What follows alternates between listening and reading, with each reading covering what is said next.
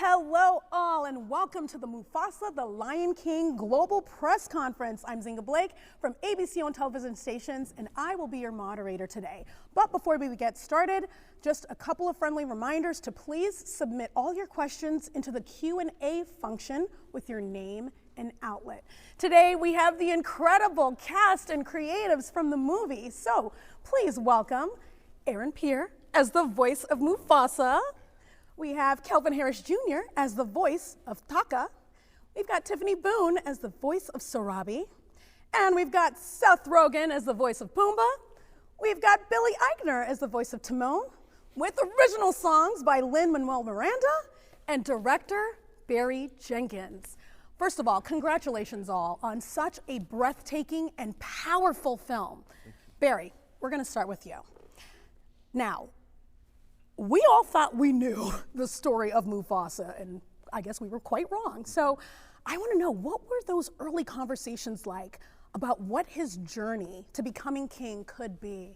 You know, I was a part of that same we. I thought I knew as well. And when I first read the script by Jeff Nathanson, I realized I had assumed so many things about how one becomes a king, about how one becomes James Earl Jones. You know, that this idea of, as a 15-year-old, as a 5-year-old, this character just knew everything and came from the perfect circumstances. And it was really cool to read Jeff's script and see that all these things that we've concretized over 30 years about how someone becomes the perfect father, the perfect leader, that my assumptions of what that path was were just totally not correct.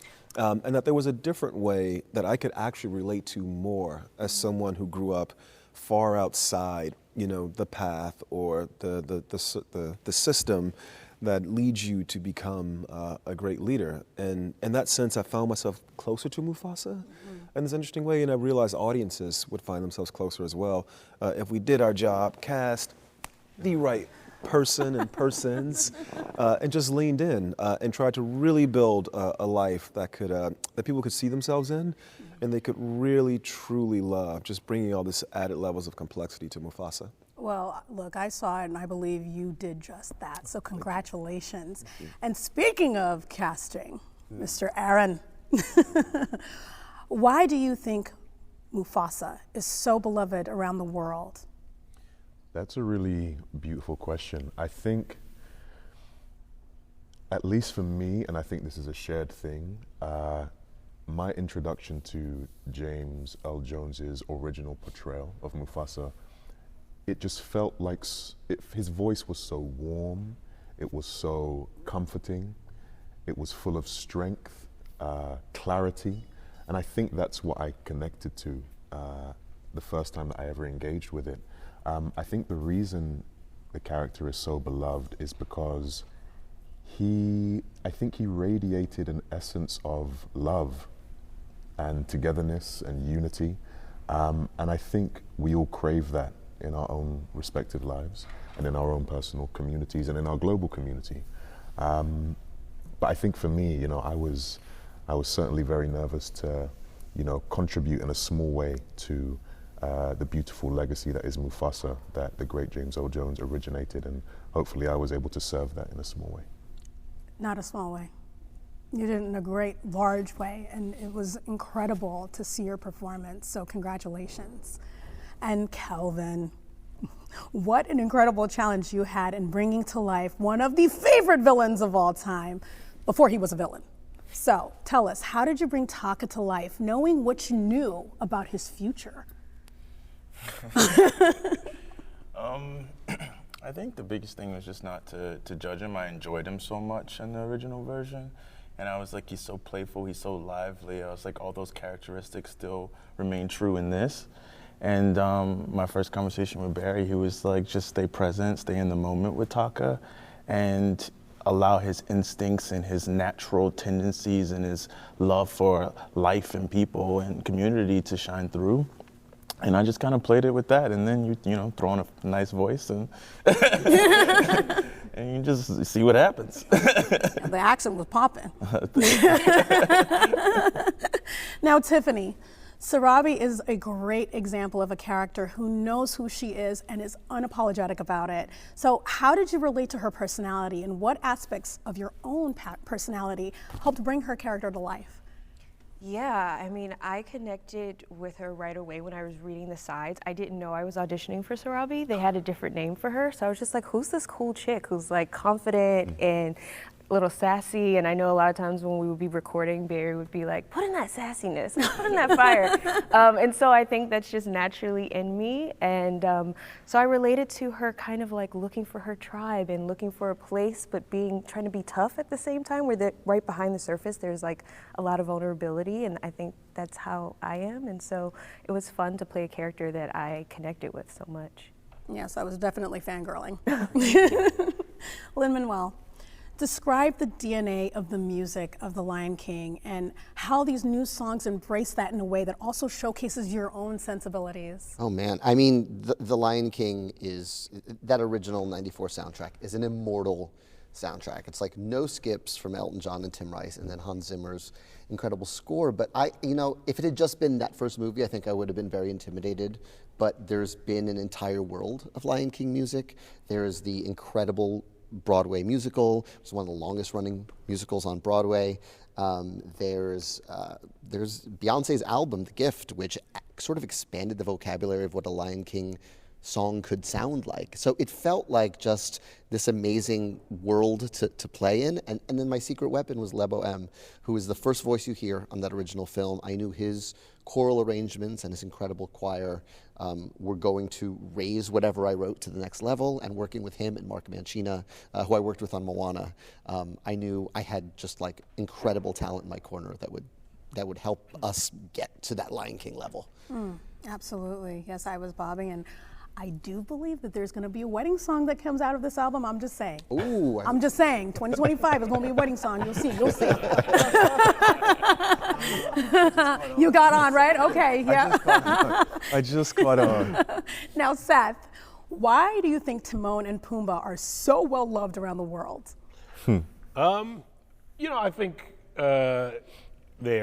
they're kind of outcasts. They have a strong bond. They have a good friendship. I think they're very relatable in many ways. I think in a movie that is really about a lot of heroic acts and people really putting themselves out there in spectacular ways. I will relate to the two guys who are just sitting around on the sidelines joking around.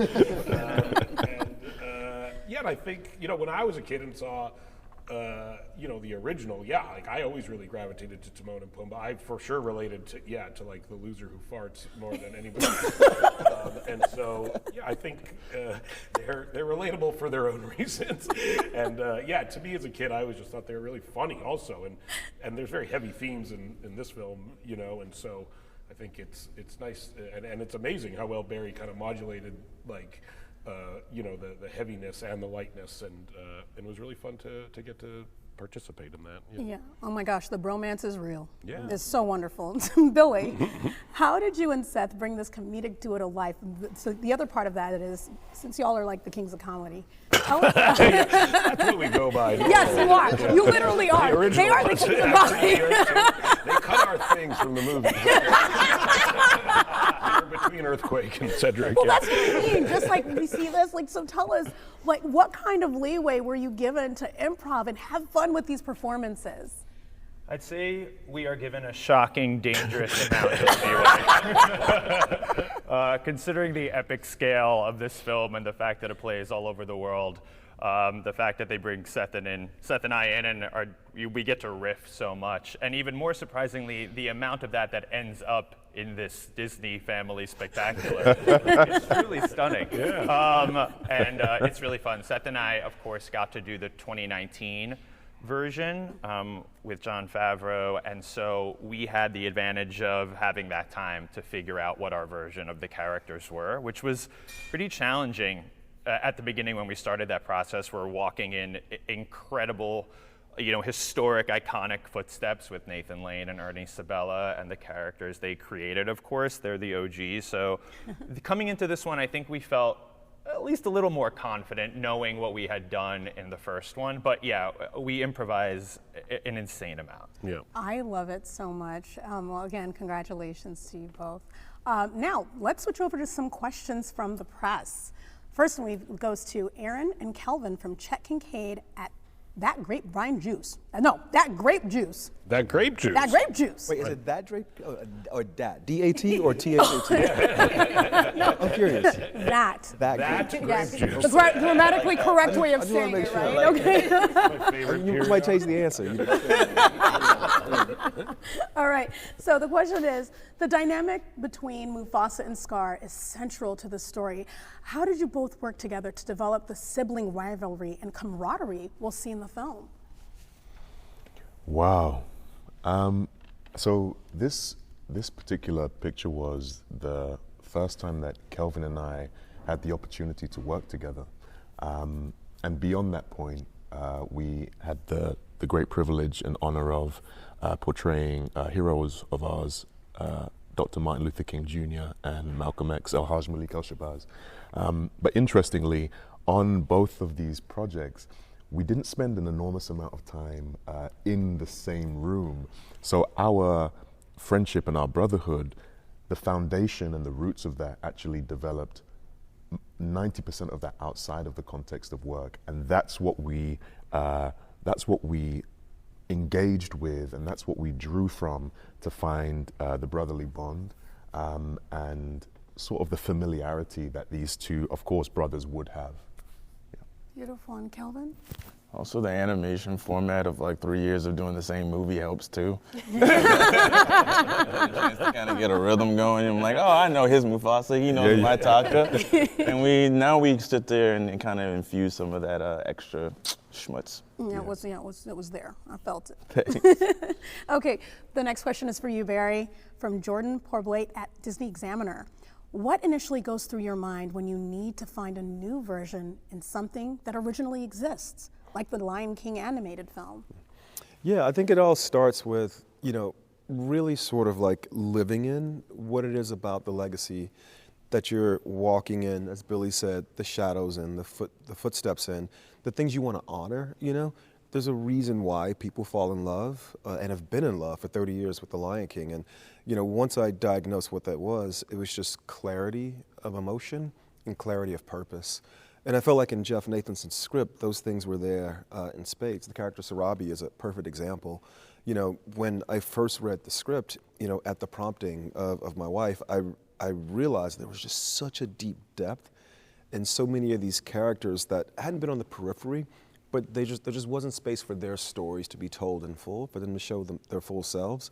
And once I saw those things, I saw all of this clarity of intent, clarity of purpose, honesty of emotion. Whether you're a 4-year-old or a 104-year-old, there's something in the Lion King for you, and all those things were present in Mufasa. So just really tunnel vision, burrowing into those things. I was like, oh, this is clearly going to be mine. They came to me, it's mine.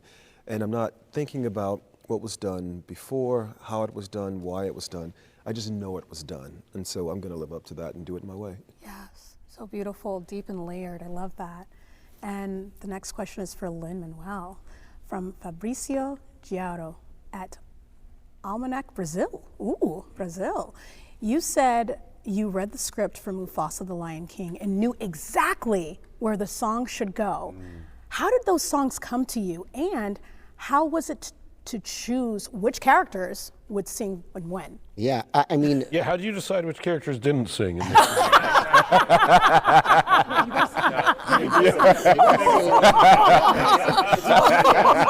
and when Hakuna Mufasa gets nominated for... Don't put your name on that. Those are our lyrics. But it's really 90% of it was in the script, and Jeff took such care. Sometimes you get a script and they go, we want to make this a musical, and you read it and you go, where?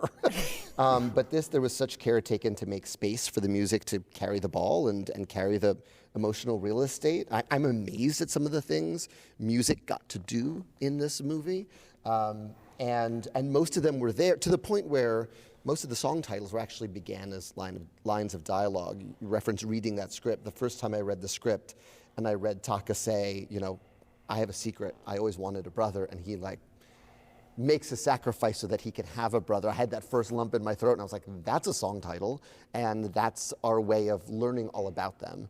And then I think there was one number that wasn't in the script that I pitched to Barry, which was, we had this incredible villain in Kiros, voiced by Mads Mikkelsen. And I was like, to have Mads as your villain and not make him sing in a musical is malpractice. So please let me write him a big old tune. And I'm hearing dance hall, and I know those are two different tastes, but I swear they're gonna taste great together. So that was really a lot of fun. Ooh, dance hall influence, that's okay. Yeah, that's so much fun. The next question is to Tiffany from Andreas Monslav at Mundo Películas. What do you hope audiences take away from Sorabi's expanded role? I don't want to tell people what to take away, but you know, I can tell you what I kind of learned from her, and see, you know, maybe if someone else shares in that experience. I know for me, watching her, like I said, she's this strong, kind of independent character, and to see her be kind of driven to be a part of community, and like the way that we try to push people away, I think, in our lives when we need them the most. I felt like for her, to watch her journey towards community was really interesting, and to opening up. And so for me, it's always a reminder, like, you are stronger with a group than you are by yourself. So maybe they'll see that. I don't know. I saw it, yes. Okay, great. Community was one of the words that came to mind, yes. All right, for Seth and Billy, from Alejandro Perez at Revista Semana. The movie packs various emotional punches, and much comes from the story and much from Barry Jenkins. Tell us about Barry as a director. How it was to take this project with him, to make this project with him? It was great. It was so much fun. I mean, again, he was so encouraging of us to try things and to experiment, and kept pushing us more and more. He was playing us like an orchestra. He was really, and a great audience, which is very encouraging as well. Like when you feel like you're doing well and you're being funny and you're told to do more, then it's a lot easier than when you feel like you're not doing well. So it was. And honestly, I'm amazed at how well he put it all together. I remember me and Billy coming out of the last recording session being like, I hope there's 1 minute of usable material. Stuff that we just said. That's our standard, yeah, usable. That's our usable. Usable. We want to be usable, and that is my goal as an actor. And not only was it usable, it was really funny. And yes, he did an incredible job of letting us be free, and then turning it into something that you would assume was all planned out in the first place, and weaves seamlessly through the narrative of the film. So it was great. It was so much fun. Brilliant. Yeah, he gave us arguably too much freedom, and everything Seth said, super encouraging. Obviously Barry, you know, he's sitting right here, but he's a masterful filmmaker. So it's an honor to get to work with him in any capacity, even just to do our stupid shtick. Yeah. But so encouraging, laughs at everything. And it was awesome. It was really fun. Well, rightfully so. You two are amazing. And the next question is for you, Barry, from Alejandro Arli at Radio Colombia. This movie is full of action and adventure, but at the same time, it made me feel very nostalgic. It gave us the chance to enjoy Mufasa once again.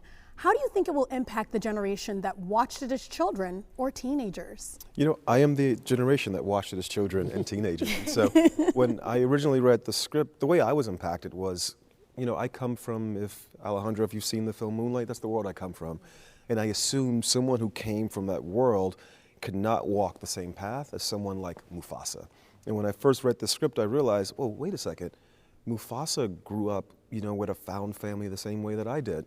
Or if I told you I have a movie about a child who has a biblical event that involves water, and then he's cast away from his family and has to build a new life with a new family, I could be talking about Moonlight or talking about Mufasa. So there were just so many ways I was able to see myself and Mufasa through this telling of the story. And something about that made me feel like I was taking these really raw, beautiful feelings of encountering this story as a child and expanding them with the complexity, I will say, of 25 additional years of life, Yeah. or 30 years of additional life in the case of people who encountered this in 1994. I think just not separating myself from someone who I believe is going to have that experience, but being one of those people. I think it was the key to figuring out how to make this film. Yeah, that's so spot on, because I was one of those kids too. So yes, well done. To Kelvin from Giovanni. After the first trailer premiered, many people became Team Scar when it was revealed that Mufasa wasn't supposed to be the king. Now, how is it to see that response from people for you? I agree. And I hope it stays that way.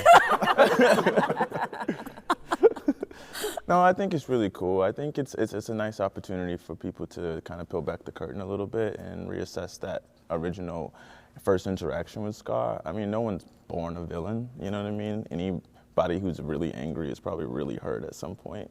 And so I like the fact that everyone's having the dialogue and probably going to examine themselves a little bit too, and some of their preconceived notions around their enemies.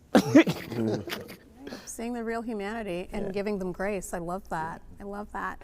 All right, for Aaron, this is from Emmanuel Noisette at the Movie Blog. Now, Aaron, what aspects of Mufasa's journey do you think will surprise fans the most? Wow, that's a really great question. I think what surprised me the most, and also at the same time what I fell in love with the most, is, as Barry was touching on, when we meet Mufasa, he is the king. He has an abundance of wisdom. He's the pinnacle of his community. He's really unshakable. But we learn in this that, in fact, there was a journey to that point. And the beginning of that journey involved being separated from his family, becoming an orphan, being ostracized, being degraded, dismissed. And despite all of those circumstances, embracing everything that is and channeling it into something that elevates himself, elevates the people around him, and then he becomes, the king. And I imagine that if I was a young person watching this, in fact, I'm experiencing it as an adult watching it, I draw inspiration from that. There's something very joyful in engaging with your set of circumstances and focusing on the controllables and not the uncontrollables. I agree. It's that level of selflessness that I love the most. Yeah. All right, next question to Lin-Manuel. This is from Sarah at Skywalking Through Neverland. That's fun. Now, what inspiration did you take, if any, from the iconic soundtrack from The Lion King 1994 or the songs by Elton John when composing for Mufasa? Yeah, again, it's Lion King is practically a genre thanks to all of the incredible music that's been made in this world. I knew I wanted Lebo M's voice and talent on the tracks I was writing as well. So everything I wrote kind of bumped up a level when he got in the studio and started playing around with the tunes and adding harmonies to the tunes. And then, that music is so powerful that it would have been very easy to just do lots of quotes and samples and lean on the nostalgia. So I only allowed myself one Hans Zimmer quote, and it's 5 notes, and it's when Mufasa's alone in the middle of I Always Wanted a Brother. You'll just hear doo, doo, doo, doo, doo, and that's all you get. Pulled into it, we're going to start thinking about Simba, we're going to start crying. So I just want to hit it once when Mufasa is longing for his mother and his ancestors. I felt like there's a direct line between Mufasa searching for his ancestors and Simba ascending the throne in that 94 original film, and I wanted to connect those dots. Yes. The next question is for Barry and anyone else, and this is from Wajo Antuez at Journal de Noticas. I apologize if I just butchered that. People call me Noxzema, so I get you. Okay. Do you remember the first time you saw The Lion King, the original in the 1994 Disney classic, and what impact it had on you? We'll start with Barry and then whoever wants to jump in. Yeah, I was babysitting my 2 nephews, who are both taller than me now, because they're here this weekend. They'll be at the premiere tonight. I was babysitting them from my sister, and I remember you reach around for the VHS and you see which one's going to calm the children down. And The Lion King was the one they would watch most often. And at first, I thought they were watching it, and then I realized I was watching it with them. And my initial impression, or the deepest impression that made, was they're processing very, very complex emotions for the first time. You know, children thinking about what it might be like to lose a parent, but they were doing it in such a safe way. And then 3 minutes later, these guys, or their forefathers, come in, you know, and as they say, you're singing and laughing and dancing around in seconds. I thought it was a magic trick, like a really powerful magic trick, and I thought it was just something quite moving. That was my first experience. Mm-hmm. Anyone else? I mean, my first experience, like most of us elder millennials, was the trailer, which is, you know, no offense to this press conference, the greatest flex in the history of marketing. Disney just showed us the first 4 minutes of the movie. I was in the theaters to see something else, and then you see that hand-drawn sunrise and hear Lebo's voice, and they just played the Circle of Life, and it just said, boom, The Lion King, and, you know, as the kids say, we were seated, we were right in. Chills. Yeah. All right. Well, the next one goes to Aaron Pierre from Joaquin Teodoro. How does it feel to continue the legacy of James Earl Jones, bringing Mufasa to life? Wow, thank you for that question. I mean, as you know, the great James Earl Jones is one of my greatest inspirations. Yes, of course, within the context of Mufasa and The Lion King, undoubtedly. But even way before I knew I would be gifted the opportunity to be welcomed into this family to tell this story, and even way before I became professional, James Earl Jones was an enormous inspiration for me. For me, he has always been the top of the mountain, you know, from his extensive filmography, his extensive work on the stage, and his extensive voice work. I've always studied him, I've always observed him, I've always tried to be a sponge and learn from him. So yeah, it's very nerve-wracking because of that, and because of the place he holds in my heart to contribute in a small way to that you know, that legacy. But I think actually those nerves and that fear served me, because as we say, this is an adolescent version of this character. This isn't the adult king who's running things. He's figuring out his identity, and we've spoken a lot about these. In the 94 original, we meet all these characters and they're fully fledged, and we kind of get to see them not quite in their bodies, kind of feels like they're wearing shoes that are like 2 sizes too big, and I felt like that. So I think it actually served as something that propelled me forward as opposed to prohibiting me, and it was a really beautiful experience. I love that. Yes. Well, your voice was voicing, I'm telling you. Thanks to him. Yeah, and thanks this to is him. really Yeah. good. All right, to Seth and Billy. Timon and Pumbaa are surely among the industry's best comedy duos. What is the secret to their comedy, and why do you think audiences love them so much? I'm excited to hear the answer to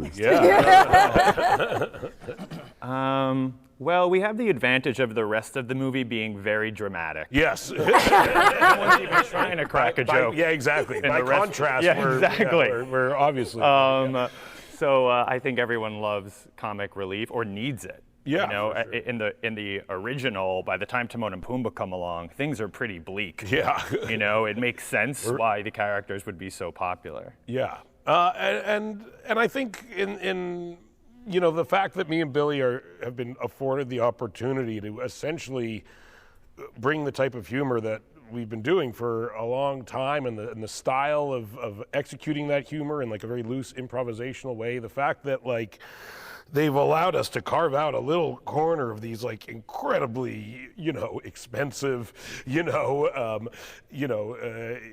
highly, you know, specific movies from an emotional standpoint and from a technical standpoint, you know, the fact that we're able to be so loose and you know, and that we're really just trying to make each other laugh, and that we're really trying to bring like the exact same level of humor to this that we would bring to anything we do, you know. We're both 2 guys without kids, and we are thinking of like, what would we want to go see in a movie like this, you know?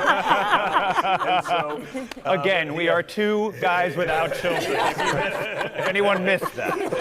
We are childless. We are childless. Okay. I think that affects our performance.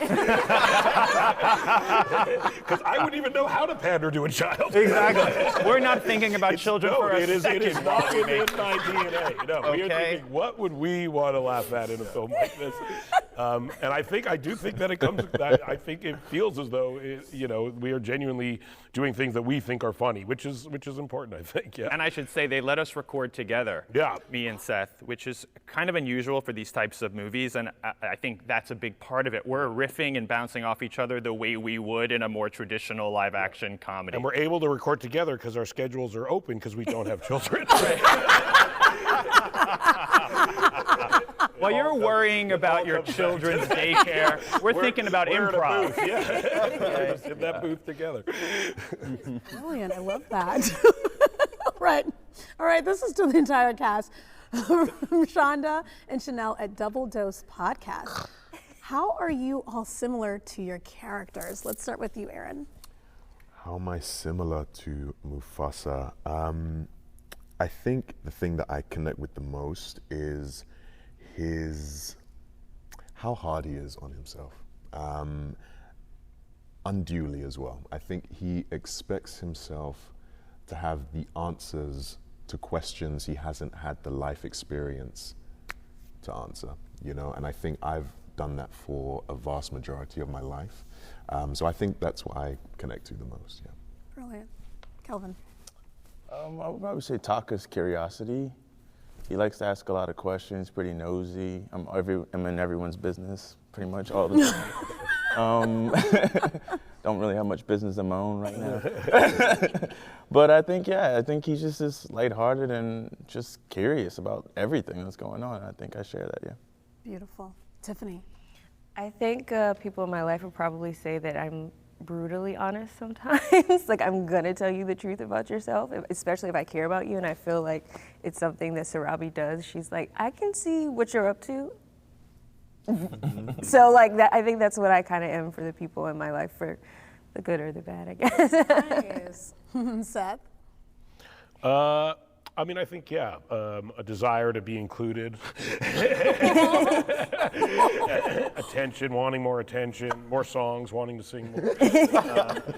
I think like Pumbaa has like a childlike enthusiasm that at times I have when I'm not feeling very cynical. But yeah, I think in general, like kind of a joie de vivre that I, for very brief moments of the day, have, and I try to maintain them for as long as I can before something bums me out. Great. Billy. Timon is small in stature but has a big personality, isn't afraid of taking up space. I don't know if you've noticed that about my work in the past. But I also, like Pumbaa, especially in this movie, is desperate for more screen time. Yes. Really wants to be the center of attention. We both relate to that. We both relate to that. But also, Timon and Pumbaa really are outsiders. And in this one, they're literally outside the story, literally and figuratively. And, that's definitely something I think I can relate to and a lot of people can relate to. Beautiful. All right, this one's for Lin-Manuel from Contacto Total. There's a child inside of all of us. Do you have to put yourself in a child's shoes when composing for films like this? And if so, how do you do that? I think that's actually like the artist's whole gig. I think the whole, I have two little kids. Their imagination is so ridiculously limitless, and that's the case when we talk to a lot of little kids, like when everything is possible and everything is pretend. And I think the job of the artist is to sort of just protect that instinct and protect that impulse that I think we're all born with. I definitely, when I'm writing, like the first audience I'm trying to please is the kid who saved bubble VHS cassettes of Little Mermaid all the way through, Lion King, and then, transition to DVD. But yeah, I mean, I'm always trying to create the sense of wonder that I was blown away by when I saw these movies as a kid. Yeah, that's beautiful. I still have those bubble VHS things too. And to Barry. This is our last question. And it's from Miles Buckeridge from What's on Dubai. What's the most important message you hope people take out of this film? I love answering this question, Yeah. but Lin has the best answer. Oh! Please speak for me, my friend. Well, I mean, I guess we've done a lot of press together. I think for me, you know, I've got 2 kids, and they're obsessed with who's the good guy and who's the bad guy. Like most kids, like they want to understand the world, and what this movie leaves you with is to be able to have a conversation with nuance of no one's born a good guy, no one's born a bad guy. We are good choices and bad choices. Sometimes our experiences lead us to make the wrong choices. We are good and bad impulses, and no one's just good or bad. And I think to be able to have that kind of conversation with your kids is so joyous when a work of art allows that conversation where you can sort of use these characters as a way to talk about the real world. And I think this movie does that beautifully. Can I follow that up? Absolutely. The reason why I love kicking that answer to Lin is because I don't have any children, but I did want to make a film that parents could go and see with their kids. And when he speaks about this, he's not speaking from here, he's speaking from here, you know, as a parent of young boys. That's why I always kick that answer to you, because when you give it, my friend, I see that you're always trying to do something with the work you create, this language you put into the world, and you hope other people can take that language and use it in service of their lives. And every time you answer that question, my friend, I see you proving that theorem. So that's why, Miles, I kicked it to this gentleman. Well, that's a testament to the impact that you have as a creator, as a filmmaker, as a musician and cast and crew. And this has been such an incredible, joyous, funny conversation. Thank you all so much. Thank you for joining us out there. And be sure to catch Mufasa, the Lion King in theaters. Take care, everyone. Thank you. Woo!